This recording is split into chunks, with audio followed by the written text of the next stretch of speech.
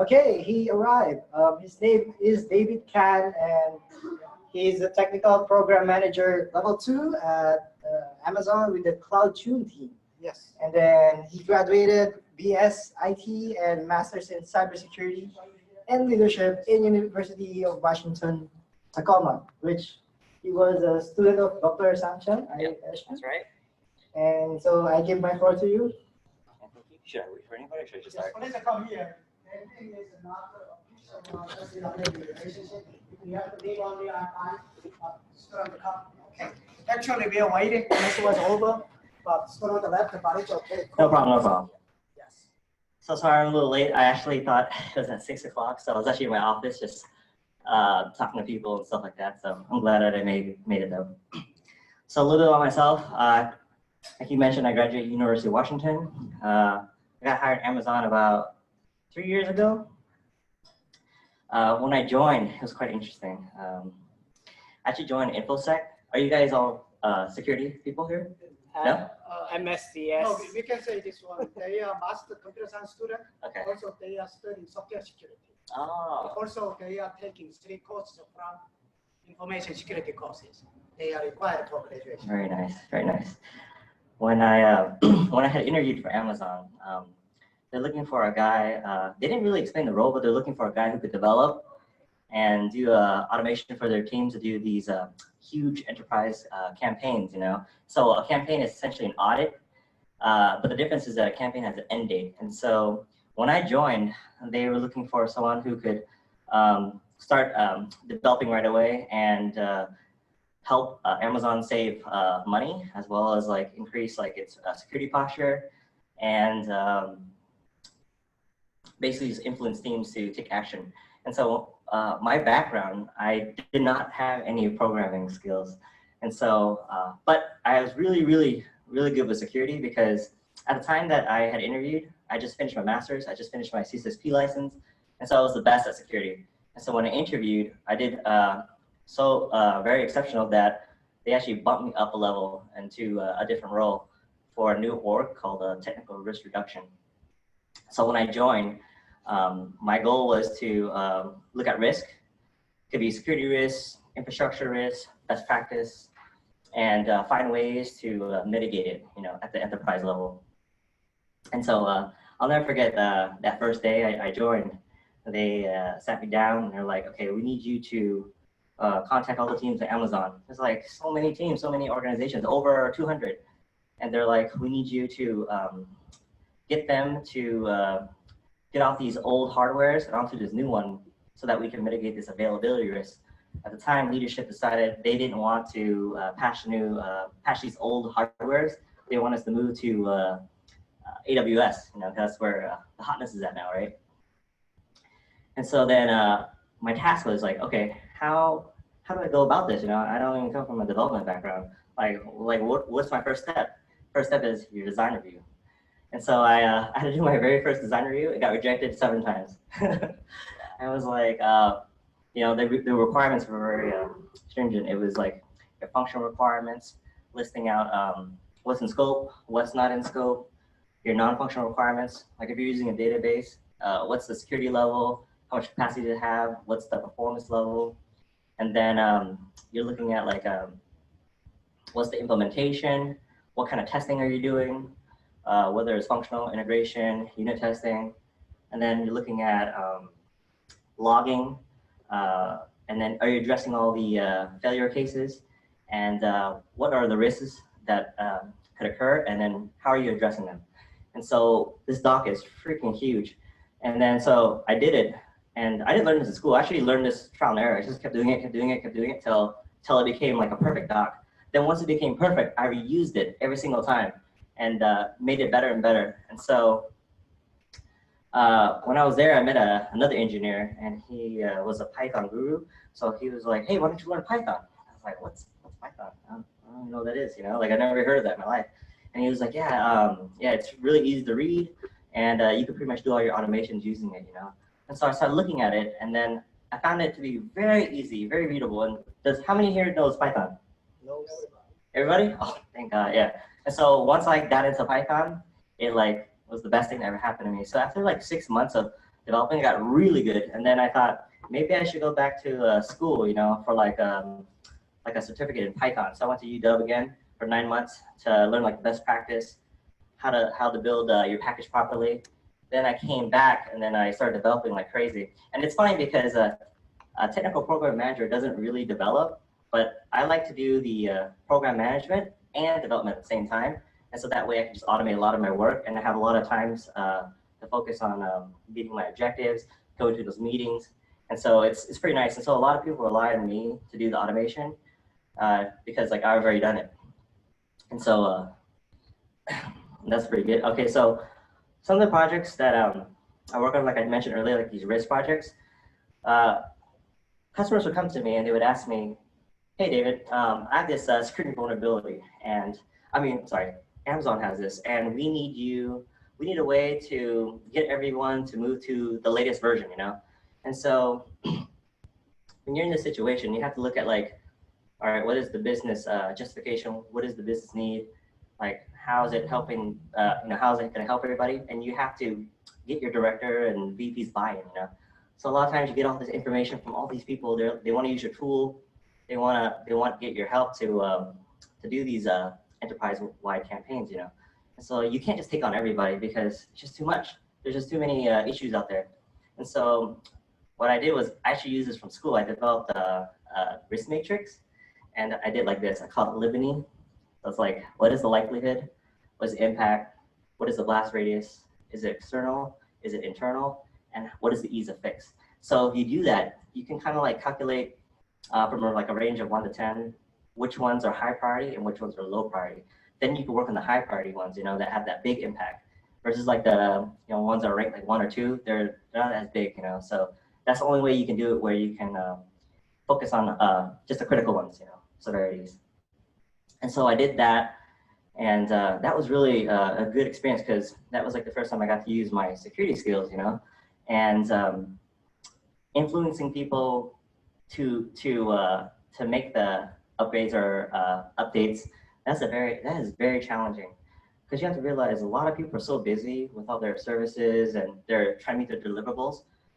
You have to convince them that like this is something they have to do, and so that takes like your influential skills and the ability to show them that this is a higher priority. And so I had to use a lot of data to back it up. So how much money we could be losing, how this could affect their services, and that's how I actually drove all these campaigns to success. And so I've only worked at Amazon for 3 years, but I got promoted 3 times because so I started like very low, like IT support or something, right? And I made it all the way to technical program manager 2 under the VP. And so a lot of times I just I take these problems like I said, and I break it down and I work on it like that. And so is it anybody here looking to work at Amazon? Because our team's actually hiring right now too. So SDEs, you know. So if you're interested, I will give Dr. Chung the job rec. I wish I knew about it, but we just had a happy hour. First domain I'm looking for internship or not? Yeah, we have that too. Yeah. Jobs, okay. Yeah, we actually have internships for the summer. I need to give it to you guys soon because they're going to be closing soon. And I sent it to Dr. Bai, my other professor. So I'll send it to you. Too. Yeah, I'll send it to you too. But we just had a happy hour. I invited some of our classmates to come, and they got to meet the hiring managers, and it was good. It's a good experience. And had I known about you guys, I would have let you guys know. But now I know, so we're good. And then I'm your connection. So you're good. And so a little bit about how I prepared. So I made it sound like it was pretty straightforward when I got there. Actually, it was not. I actually applied 7 times and I got rejected 7 times. And I never got rejected that much time in my entire life.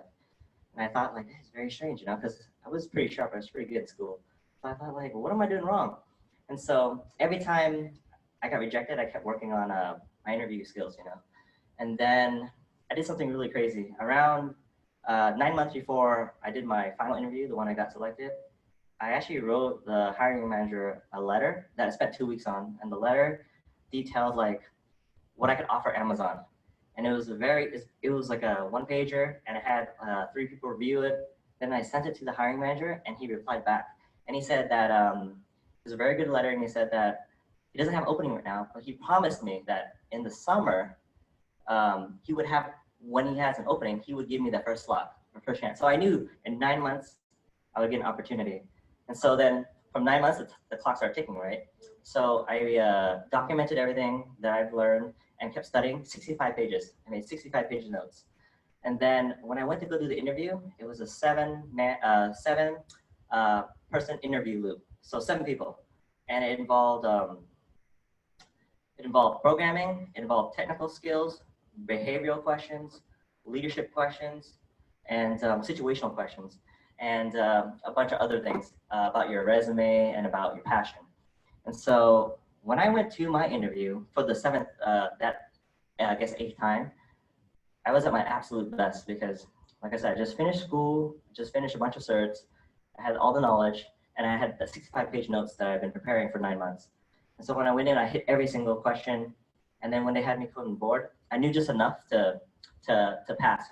So they accepted it and had to show version control and everything. So after that, I thought I was good. And then first job, programming, and I was like, wow, I can't get away from it.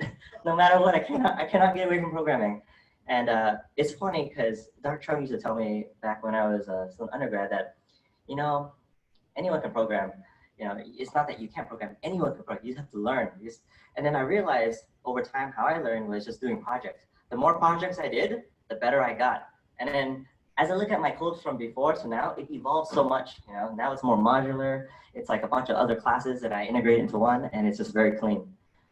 Today is funny. I did my first. I did an update on one of our codes, and then we have a new software developer manager. He looked at it and he made a few corrections, and I was like, wow, because we do code reviews, before you push your prod.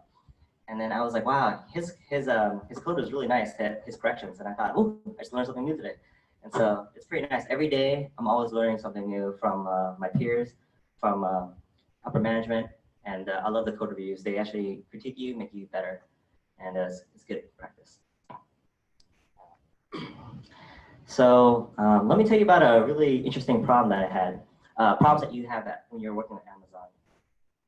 And so a lot of times, you're going to be given tasks, and there's no clear instructions on what you need to do. It's very like ambiguity. It's just, you don't know anything. They're like, we need you to find a method and make it happen. So I'll give you an example. So one time, I joined this new team called CloudTune from a security team. I joined this AWS team, and in that team, they were transferring like hardware manually, just manually on the website. Just like, and I was like, hey, why don't you guys do this programmatically? Like why are you guys doing it this way? And they're like, well, we tried getting the API access, but it got denied because they don't want anyone to have it because anyone can make changes, unauthorized changes. So, but then like our team and their team are partnered, but we need this because imagine if you had to do like 1,000 transfers per day. That would take you like 6 hours of your time, and people want hardware because we need to give it to them so that way they can build their products and services on it, right? As well as like get ready for like these peak events, Black Friday, Prime Day. They need to scale up, because there's a lot of traffic. And so then it's like, what can you do about that? So that's the problem, right? And so no one said anything. And I had this great idea, and my idea was pure luck. After I got home, I took a shower, and I kept thinking about it. And I was like, man, there's got to be a way. And so I went on YouTube, and I was like watching some movies, eating whatever. And then I made a comment on YouTube. And when you make a comment on YouTube, you do a request, right? A request post. And I thought, why can't I do the same thing, with this website? We have permissions to it. Why can't I just why don't I just write a Python, code that does a request post using, so what I did was I went back to work the next day and I looked at like the header and the parameters, and I was like, I could just make a script that does this for me, right? And so then that's what I did. So then I created everything that we needed, producing the exact same results using requests.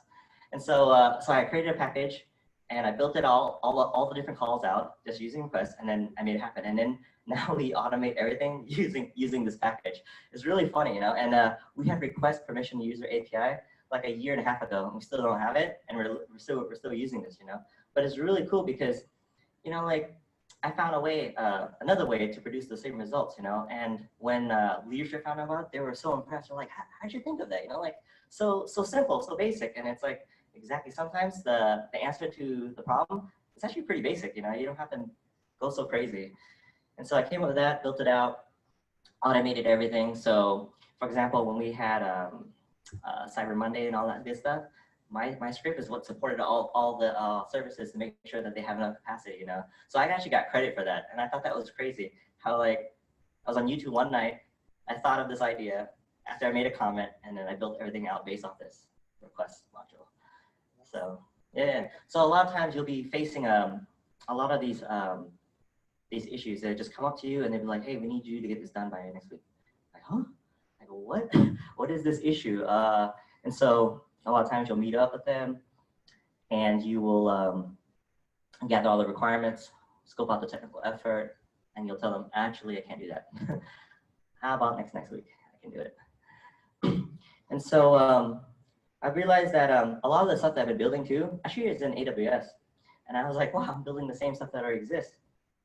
And the thing about AWS is that there's so many services. I just went to reInvent, and I found out even more services were launched. I thought, holy crap, how do I learn all this stuff? And then I realized how you can learn it is you just use the ones that apply to what you're trying to do for your use case. And so when I was tasked with building out this this dashboard, because we just launched this new service called like predictive scaling. So it uses like machine learning and everything, and it determines if you're not using capacity, it takes it away. If you need capacity, it comes back up, you know. So it's kind of nice, right? Once you enable it, it just does it for you. So it helps you save money too, because if you're not using capacity, you save money, and if you're using it, then you have to pay for it. So they just built this, and then I was thinking, and they wanted me to do like a dashboard for it, you know, like they want to see like how much money could we actually save the company, how much money can we save for customers too. And so I thought, okay, what will I need? So I started looking into all the AWS service, and then I started having to decide between databases, you know. And I was looking at MySQL, Aurora, Redshift Cluster, Redshift Spectrum, and I was like, wow, there's so many choices, you know. And so what you do is you just evaluate all of them based off pricing, based off compatibility, based off your need. Like, is this for like analytics? Is this just for like storing? And so I decided what was best for our use case. So I went with Aurora, found it was really fast, and that way, like, you'll have your writer side as well as your read side. The read side has like 15 clusters on there, so you can like assign it to people that you want to read off your database. Super nice, super easy. And so then I went with that, and then I was thinking like, okay, how can I get my data from these other teams' S3 bucket? Because these other teams have the data in the S3. So S3 is kind of like a Dropbox. Are you guys familiar with S3? Yeah, it's super. All right.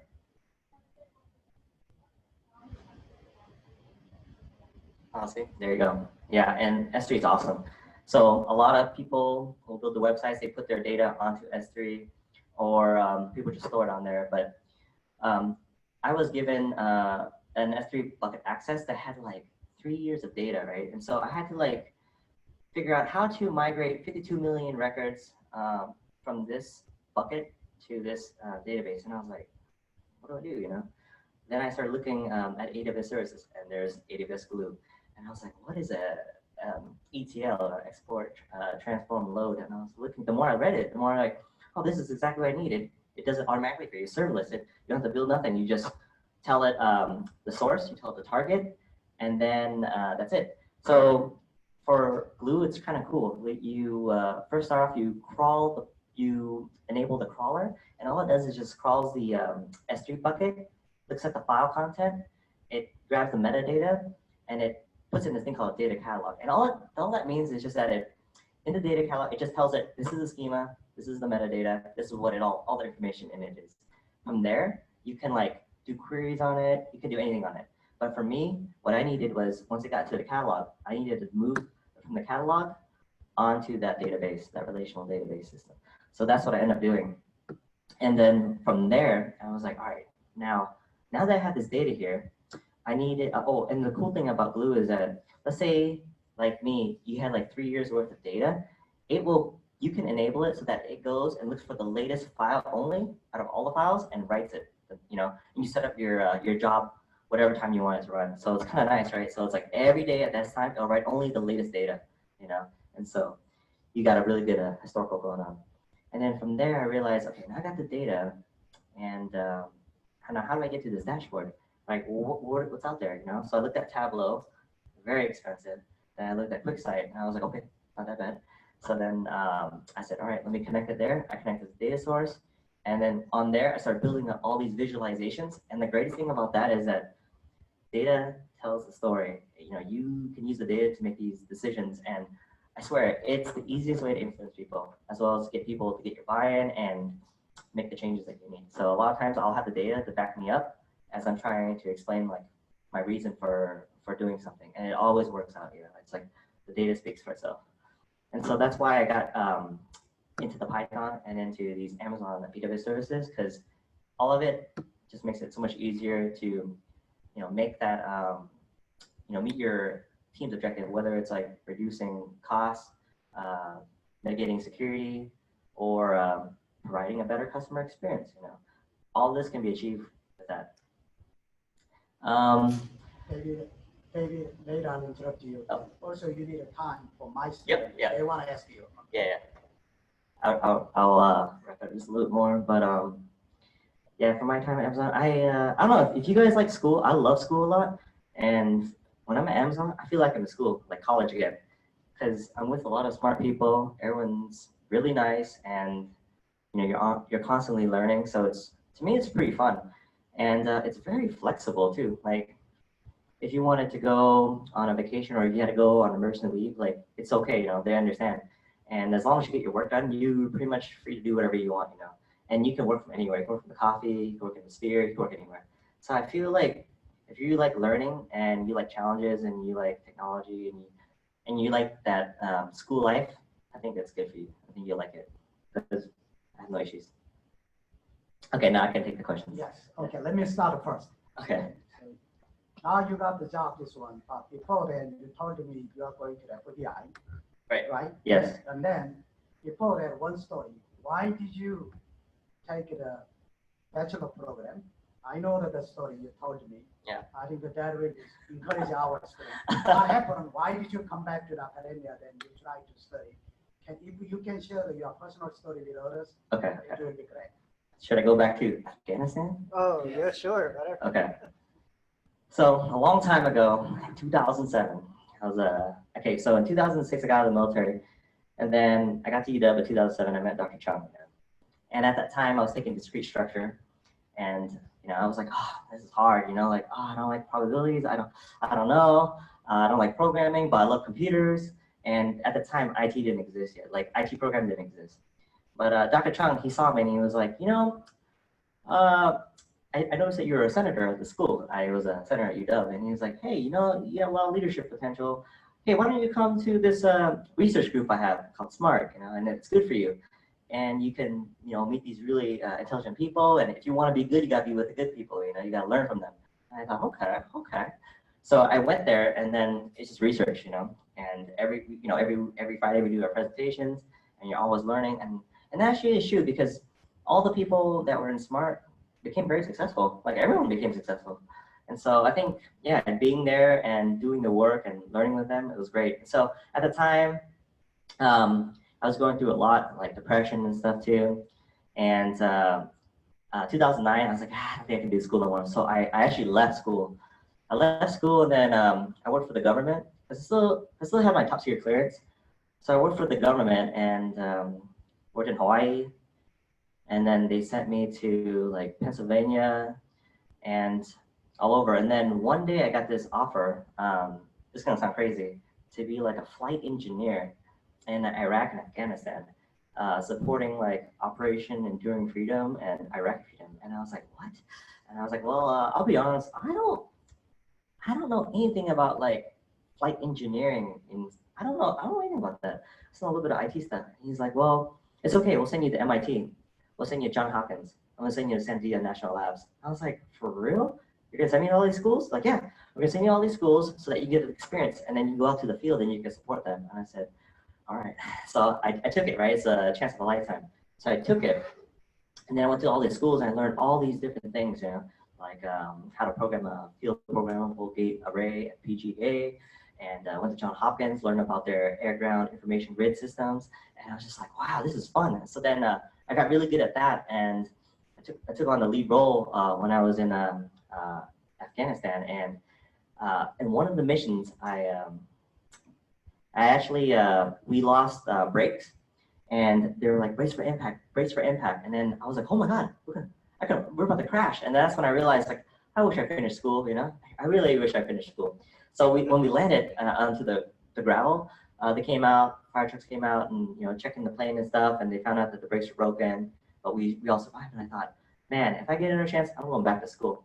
And so the moment they said, yeah, we're going to send everybody home while we work on the plane, I took the opportunity and asked for a leave of absence. And then I went to Dr. Chung. His office, and I don't know if he recognized me because it was like 2013, and I said, Dr. Chung, do you remember me? And he was like, oh, David, you're like, wow, you changed so much, you know, and I had really long hair, like down the hair, and he was like, wow, what happened to you, you know, and I told him my story, and I said, I want to come back, you know, and he's like, I don't know, you know, your grade's kind of low right now, you know, because when I dropped out, it was like, I'll just tell you guys, it's like 1.68, you know, when I dropped out. So he's like, I don't know. But he was like, you know, I'll give you a chance. I'll give you a chance. And so then I joined Smart again. And I worked so freaking hard, the hardest I ever worked in my entire life. And every quarter I hit 4.0, 4.0, all the way until my GPA was like 3.71. So I got my GPA back, you know, and then I was like, I can do more than this. So then I decided go for the master's. And so then I went for the master's. I finished like 3.9 or something. And then I finished the CISSP at the same time. And then I told you I was at my absolute best. And that's why when I interviewed Amazon for the 8th time, I was like, perfect, you know. So I guess you have to go through these failures. Oh. Let me talk about what grade did you get from me about data structure. You want me to? Okay, this is a funny story. So I was doing really bad data structures, and Dr. Chung was like, you know, I'll make a deal with you. Shut the deal? Okay. He was like, I'll make a deal with you. But this deal that I make, every time I make it for a student, they never make it. They never make it. So I'll make this deal with you. And he said the deal is this: as long as you come to the class, as long as you try, as long as you put effort, you will pass. And I said, really? He's like, really? He's like, but you miss one day, done. And I said, okay, I can do that. And so I actually made it through the street structure. It was funny, but I did it. So, yeah. So that was he talked about two things: Smart means Smart and Secure Computing Research Group. Also, he passed the CISSP. We should talk about CISSP. That's nothing to do with the technology. Yeah. If you know the high-level concept, you can pass it. Talk about the CISSP. Right. So maybe about 3 months before I was going to graduate, I thought, okay, what would put me in the best position? You know, when you tell someone like, oh, I love security, I'm very passionate about something, I feel like those are just words, you know, like you have to prove it. You have to have something to show. And I thought maybe a master isn't good enough. Maybe like I need something else. So I thought I'll choose for the CISSP. I keep hearing about it. I hear it's like very hard. And once you get it, maybe I could say that I show my commitment to security, like it's real, it's not just talk. So then I studied for 2 months and 2 weeks exactly. And I got in 2 months, 2 weeks. But I studied 15 hours every day in my room. And my mom thought I was crazy, but I did it. I studied for 15 hours every day, and I took like 7,000 practice tests, or practice questions. And then I finished reading the entire book. I actually read it, and I've never read anything my whole life. Not like a book that big or anything. So I read the whole thing. I did 7,000 practice questions, and I took 6 hours to pass my test. And then when I went to go take my test, I looked at the first 5 questions. I was like, oh my God, I don't know any of this. And I was sick that day too. And then at about question 125, I got anxiety and panic attack because I felt like, oh my God, I'm not gonna make it after all that studying, you know. But I was feeling sick, and then I came up with a really cool idea, and I'll share with you. This is my strategy. I thought, okay, you know what? I'll just go through the questions that I know, and the questions that I don't know, I'll just flag it. And then I'll come back another round and then do the 50-50 guess on the questions that I kind of know. And then the last round, I'll do the questions that I just don't know, and I'll just have to guess, you know? And so that's what I did. On the second round, I looked at the questions and I was like, which of these two are the most likelihood, you know? And then I'll look at the two and I'm like, this one's better than this one because this makes more sense, you know? Because all of it is objective, you know? Like you can never really study for that one. Yes, also, that's why I'm encouraging you. Even think of a CISSP, there are 10 areas, right? Oh yeah. One of them is the software security. Yes, yes. All the other one is risk management. That's a very good record nowadays. Now I'll give a chance to you. So if you have a question, even any question, ask him because he knows the power of how students they can have it together. Yeah. So I'll give a chance to you. Anybody raise your hand, I'll give it a mic to you. So earlier you mentioned about how you can use data to back up. I don't remember literally what you said earlier, but can you give more example about that? Which part about the data? Yeah, about the data part. Yeah, what about the data? Like you mentioned that you can use data to make the decision to drive. Yeah, to drive customer sales. Exactly. So for example, one of the programs that I run, the ones that I own, I try to get people to change their hardware from like an expensive one to a cheaper one, you know? And then how I do that is I look at the data and look at how much money it costs, you know? How much does this cost for their team? How much can they save if they use this one instead? Then I look at the performance specs and I'm like, only like a couple memories off, you know? Like CPU's the same, storage is the same, everything else is the same. It's only this much. And then in some cases, teams, they like to keep everything the same. Like they don't like to mix hardware. They like to keep it the same because of their testing. They do a lot of load testing and their testing, that's what they go with, you know, that's what their run book says. But I try to persuade them to use the different ones. That way we don't spend money, you know, because even we are customers to Amazon, AWS, you know, like we use their stuff, so we have to pay as well too. Even though I'm Amazon.com, yeah. So that's kind of how I use the data. And, you know, for security related stuff, yeah, the data that I use is like how much, what is the financial impact if the service goes down or if the team gets affected or if data breach, you know? So I have to do a lot of investigation on how much it's going to cost. And I use that to drive it. And yeah, that's pretty much it. Does it take a lot of time for you to find? Oh yeah, it takes me like, okay, so it's very funny. Everyone asks me, wow, David, you're really good at what you do. Like, did you learn this in school? And this is what I tell them. I tell them the truth is, what school taught me, honestly, and I think this is going to relate to you guys, what school really taught me is taught me how to learn really fast.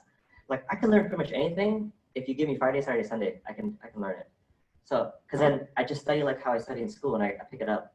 You know, you might not know all of it, but you know enough. And then after you do it, then you know it all. So that's how it is for me. And then when I first tried to get all those metrics, it was very difficult because I don't know where to go. I don't know what APIs exist or how I can pull it.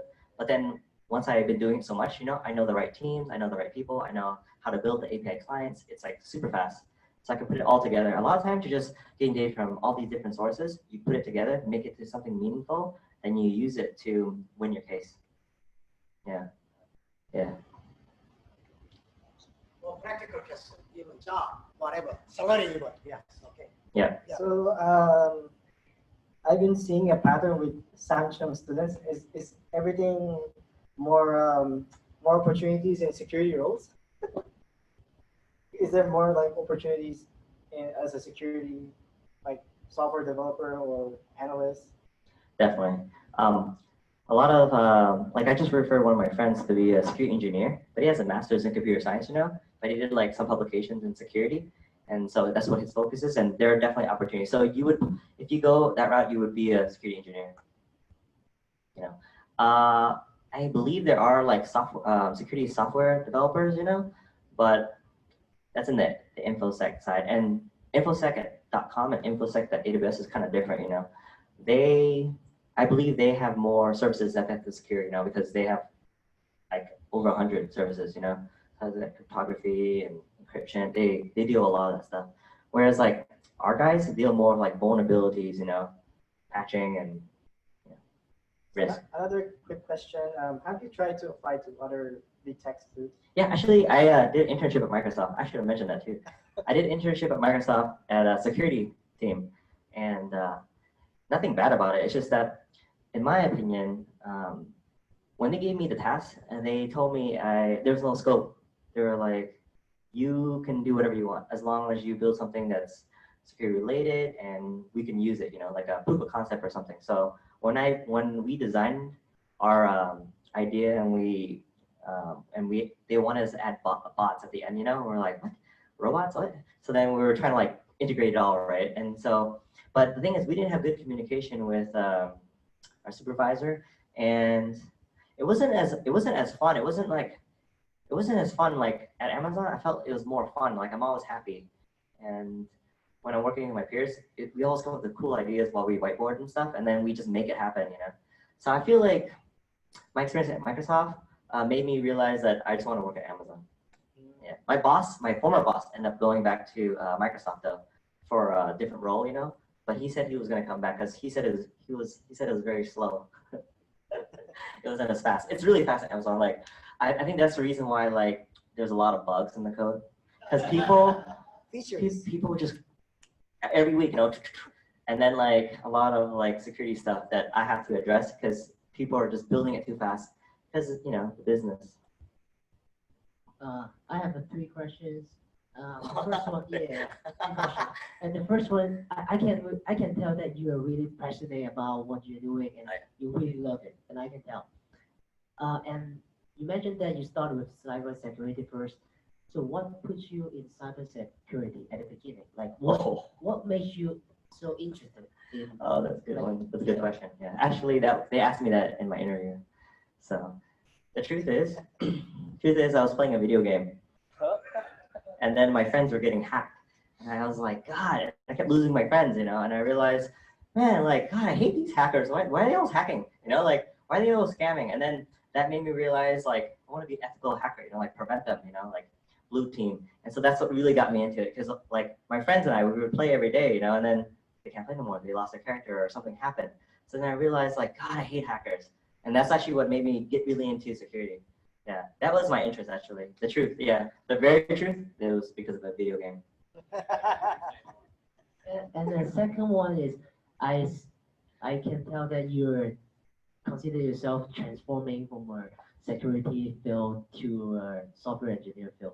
So is there any fundamental requirement from one field to another? And if so, which one do you recommend to start it first? Like right now, I can tell you're hybrid, right? You're both.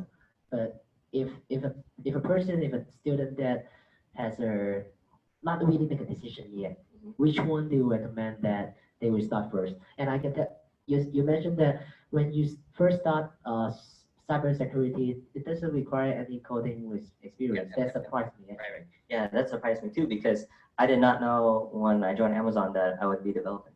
Like, that was not in the job description. That was just, hey, nice to meet you, and let's see what you can do, and here's a project, and it was all development. And I thought, wow. And so then after I got really good, I thought, man, I wish I could go back in time to when I was an undergrad in directed reading, and I wish I did like Python. I wish I did programming, and I wish I focused on that, because honestly, like, it would have helped me for the my first year. And I forgot to mention this, but my first year, all I did was actually sacrifice my first year. I actually moved in with that guy, that engineer guy that I told you about, because he offered to train me. I forgot to mention this, but he offered to teach me how to develop, and best practice and design and everything. So then I thought, okay, so I moved in with him, and every day he taught me. On the weekends, when we were going on the train, he taught me, and then at work he taught me. When we went to gym, he taught me. That was my life, with him, and he taught me everything about that. So that's why I actually ramped up really fast, because I had a really good mentor. He actually, he let me live with him, taught me everything. So the second year, I actually moved to Seattle, and I lived near REI. You know REI? Yeah, I lived near REI, and I did that so I can go to work and stay at work for 15 to 17 hours every day. And I did that so I can master the job. And so then finally in my third year, I realized, like, oh, I'm good enough, like, I know how to program manage, I know programming, I know the securities, I know everything. So then I thought, okay, now I can like take a break and relax. And so now I just do normal work, you know, like I don't go crazy like before no more because I ramped up enough, you know. And so to answer your question, had I just known programming in the beginning, I think it would have saved me so much time my first year. So I think knowing more of that, then the security is better. That's what I think. I think programming first. Yeah, I think programming first. And actually, my friend who also graduated in the same master's program, he didn't know any programming, and he didn't get promoted for a whole year.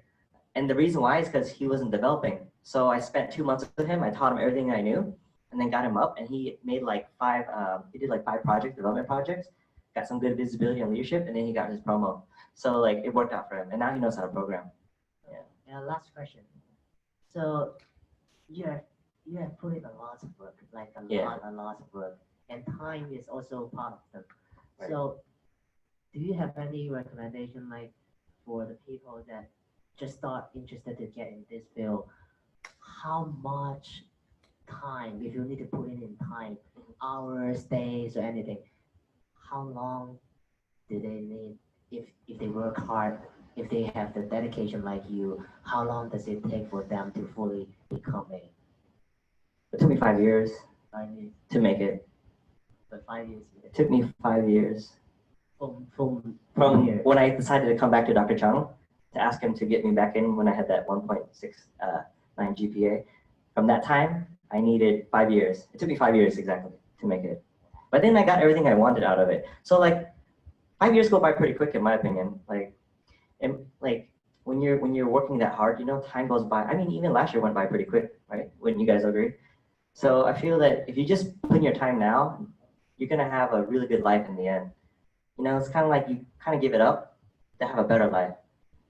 That's how it was for me. And to be honest, like I travel a lot. I go to all the conferences like DEF CON. I went to DEF CON 25, 26. I went to reInvent. And you just go there and you just talk to people and you just learn and you eat and you have fun and you go to parties. That's all you do. Yeah, it's really fun. Thank you. Yes. Appreciate your time first. And I have 2 questions. Actually, the first one is I know AWS now offers some certifications. Oh yeah. Yeah, they have a different kind of certification. Do you think that will be useful for students? Yes, that's actually a good one, and they are useful. I bought. Yeah, there's 3 of them. There's the architecture one, solution architect, the developer one, and there's one more. I forgot about it too, but I bought it on Black Friday for $10 on Udemy, and yeah, pardon me? Oh yeah, is it?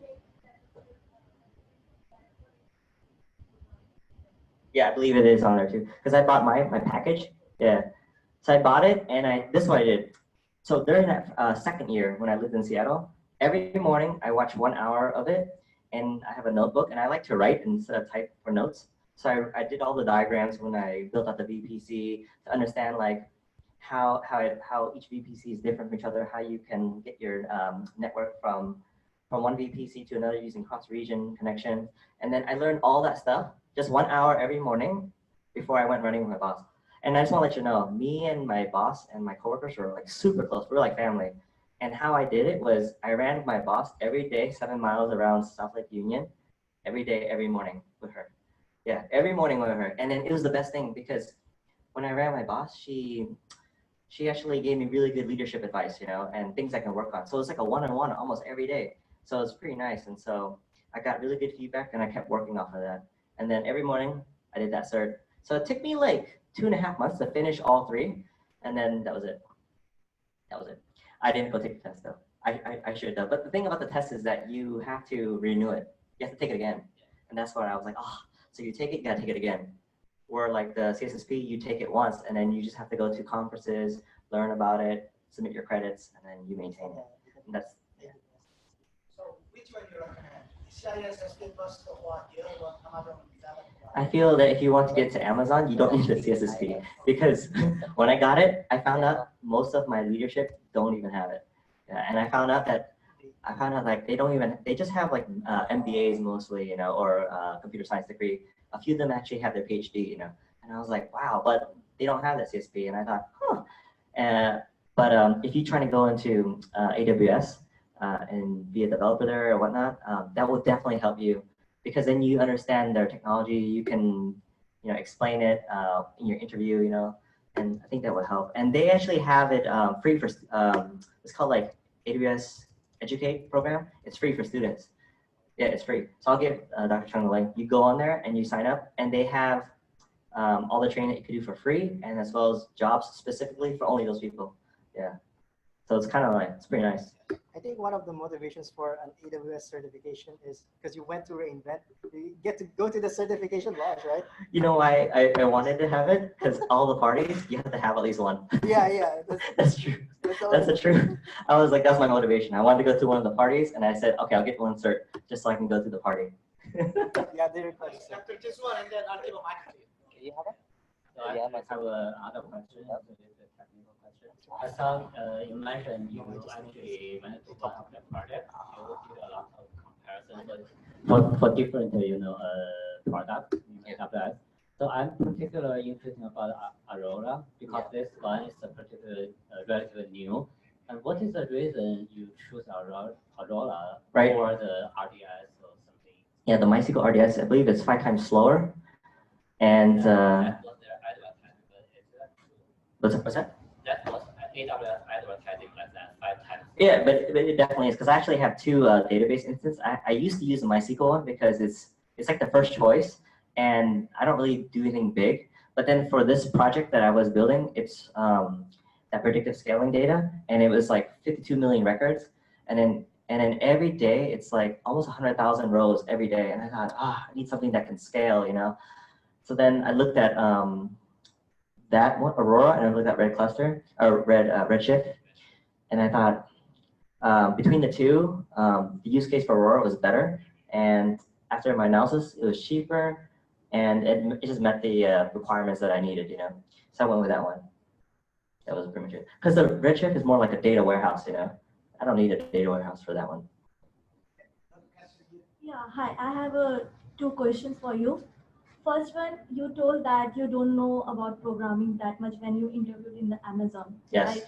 So how did you crack? Because whenever we are preparing for an interview, we have to go through a lot of algorithms Yes. to deal with the programming. We have to apply correct algorithm to crack the interview. So how did you manage that part? Because first you interviewed, you have to go for programming, then security. So how did you manage and crack that work? Because right now companies are asking algorithm, which algorithm apply for that programming? Yeah, because my role wasn't a software development engineer role. It's not an SDE role. It was like a security engineer role, and because of that, I didn't have to do any. I didn't have to demonstrate algorithms or anything. I just had to. He gave me a problem to write.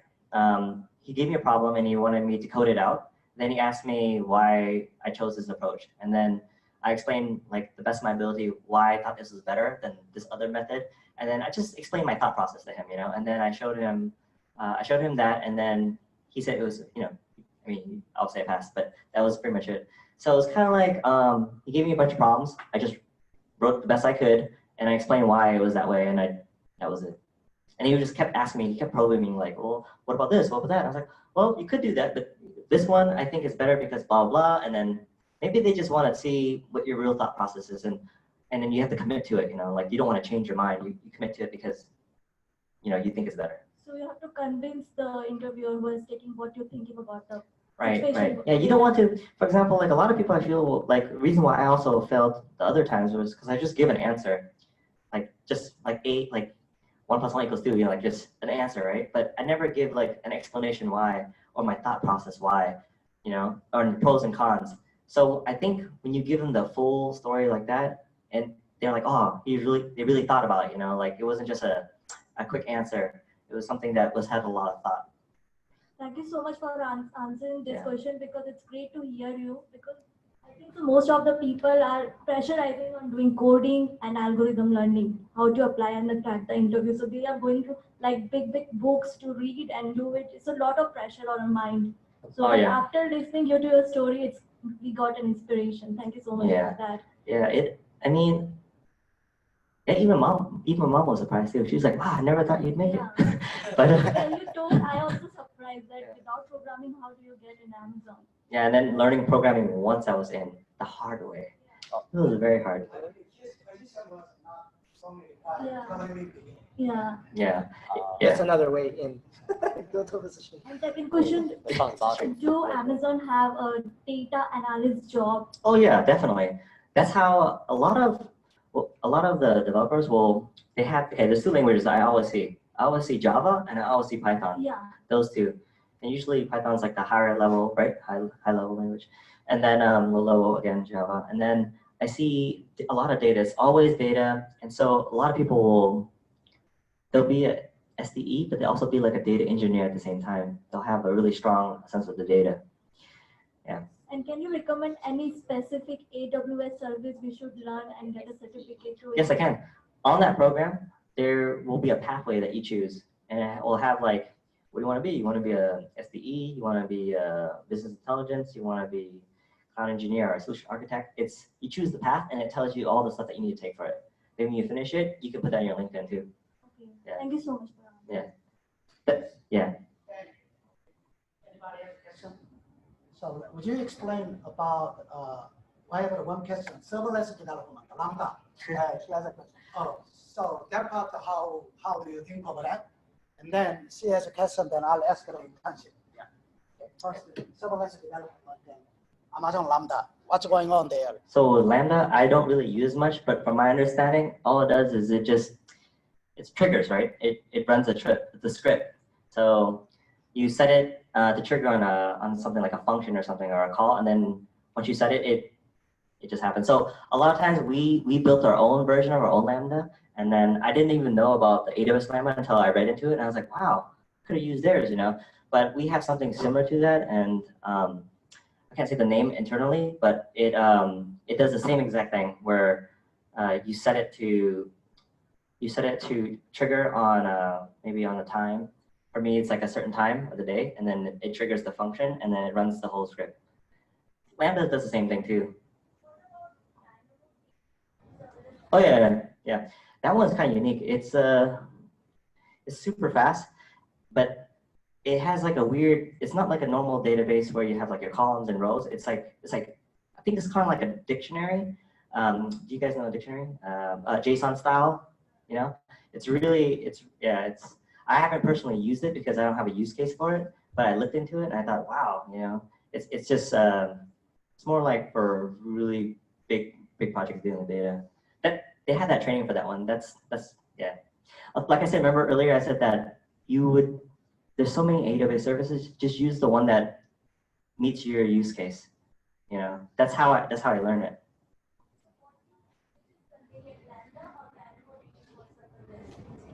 Oh, they're like two different things though. Like the Lambda thing it's like automating. Like if you want your job to trigger, you know, based off of a function call or based off a time or something, then you can use that. But DynamoDB is more for like data, you know, data storage and stuff like that. So, yeah. I believe also that the Lambda has like a weird like time limit. I think it's like 5. Huh? Yeah. It's like a weird time limit. That's why I didn't like it. That's why we decided to build our own because there was like this time limit. Yeah. Yeah. So I'm a recent graduate. So I was preparing myself in client-side technologies like React and Angular. Oh. So it's been 5 months since I started my preparation. But however, for the ones that I applied in Amazon, I have received a call for. But the problem with that is the first level or the round of interview is completely with data structures and algorithms. Yep. But however, I tried exploring myself all with client-side technologies. So how do you think that we can crack this? Because it's completely the client-side one that I tried for, but the one that they are expecting for the first level is to crack the data structure and algorithms. So it involves basically like any coding language that we can have, but still it involves the method of data structures and algorithms. So I believe about that. maybe I can get you some resources to help you, and that gets into Dr. Chung. How about that? Okay, sure. Yeah. And then also, if you already graduated, then maybe you might be interested in that SDE role I was telling you about. Yeah, that was the one I have received for the recent one. For my team? I'm not sure. I actually directly applied it, and I received it last week. I haven't done the assessment yet. I have 3 weeks of time to complete that. Okay. But I just want to cross-verify, like, how do you ensure that even though we apply for other technologies and stuff, still they expect data structures and algorithms? Yeah. I feel it's very subjective too, because like I know a guy who made it through, and his interview wasn't as difficult as my other friend, you know. So it depends on the team, because every team has like their own level of difficulty, right? And so, did you interview for AWS or? I applied for SD role, and so it has two parts. And first part involves the code debugging for the first section, and the next section there are 4 sections. So first one involves 1 hour of interviewing time, and the second one is for 3 hours. Yeah. So it's too hard to crack. Yes, it is. So that's why another route you could do is, in the IT program, I should mention this, in our IT program, there's only 4 people that made it to Amazon. I was just one of them, but there's 4. And one of them, I don't remember, do you remember that guy, Nikolai? Yeah. Yes, Yeah. he joined in as a web developer, then he became an SDE.